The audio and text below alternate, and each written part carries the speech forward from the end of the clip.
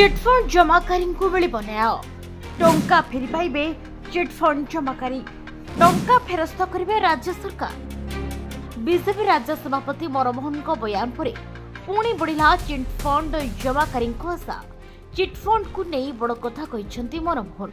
से कहते राज्य सरकार चिटफंड जमाकारी टंका फेरस्त करेंगे।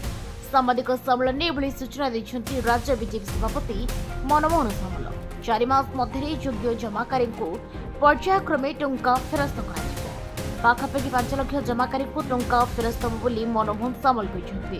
15 वर्ष भितर 174 चिटफंड कंपनी जमाकारी अर्थ लुट करते। जमाकारी टंका फेरस्त करने को निर्वाचन प्रतिश्रुति देथिला बीजेपी। बीजेपी सरकार प्रतिश्रुति पूर्ण करेंगे बोली कहते मनमोहन। अन्यपटे बीजेडी टंका फेरस्त प्रक्रिया आरंभ कर लिस्ट हो पारिछि बोली कहते वरिष्ठ बीजेडी नेता Devi Mishra. Bureau report Giranchal live. तेरे एभली किसी गुरुत्वपूर्ण खबर देखा चाहती आम चैनल को लाइक सब्सक्राइब और शेयर करो।